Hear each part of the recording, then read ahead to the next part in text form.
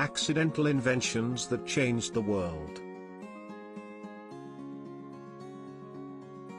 Chocolate chip cookies. Not all observations come from scientists who were fiddling in laboratories. Often in the kitchens, cooks twinkle. Example in point, the favorite cookie of the Toll House. The Toll House Inn in Massachusetts, where Ruth cooked for the visitors, was owned and managed by Ruth Wakefield and her husband. According to tradition, she discovered she was out of melted baker's chocolate one day in 1937 while making cookie dough and instead used a chocolate bar that she cut into pieces, figuring it would melt as well. It didn't, and hence, America's favorite cookie was born. Chocolate chip cookie. Did the chocolate chip cookie change the world? Probably not, unless you calculate the combined moments of pleasure derived from biting into one fresh from the oven. They've certainly been responsible for changing a lot of moods. X-rays. The German physicist Wilhelm Conrad Röntgen tinkered with a tube of cathode rays in 1895. When he found that a sheet of paper coated with barium platinocyanide started to shine throughout the ground, the phosphorescent stream of electrons used today in everything from televisions to fluorescent light bulbs. He realized that the cathode rays were not causing the flashing he saw, so they would not reach that far. He dubbed it X-radiation, representing the mysterious existence, not understanding what the rays were. He found a host of radiation-transparent materials after further study and that the rays could impact photographic plates. He took an X-ray snapshot of the hand of his wife, showing her bones and a bracelet, which attracted considerable interest in the image and assured his place in medical and scientific history. In 1901, he received the Nobel Prize in Physics.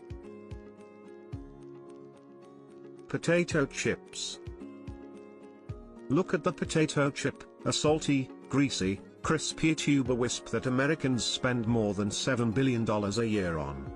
The life of the potato chip did not begin as an accident, more of a prank, but its imminent success surprised its inventor.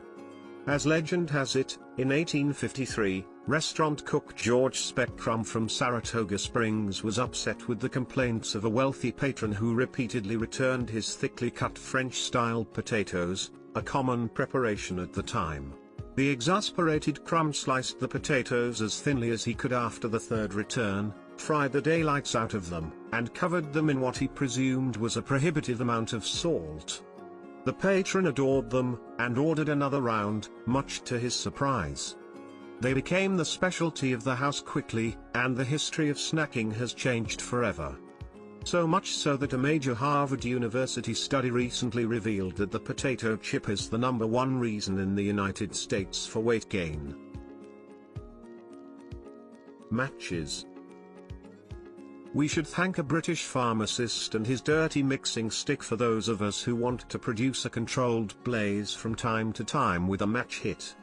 In 1826, while stirring a mix of chemicals, John Walker noticed a dried lump on the end of a stick. Voila, sparks and flame when he tried to scrape it off. Walker marketed the first friction matches as friction lights and sold them at his pharmacy, jumping on the discovery.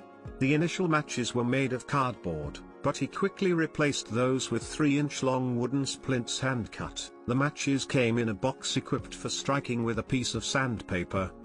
Although he was advised to patent his invention, he chose not to because he considered the product to be a benefit to humanity, which did not prevent others from ripping off the idea and taking over the market share, leading Walker to stop producing his version.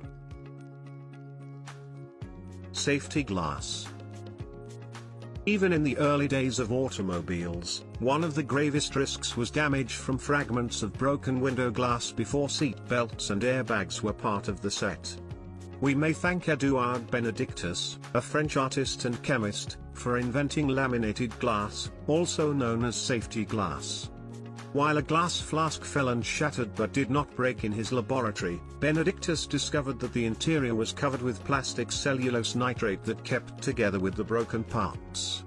With a vision of increasing the safety of automobiles, he filed for a patent in 1909, but manufacturers dismissed the concept of holding prices down.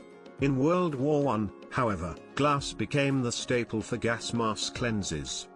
The automotive industry eventually ceded with its achievements in the combat field, and most vehicles were fitted with glass by the 1930s that did not break into jagged parts upon contact.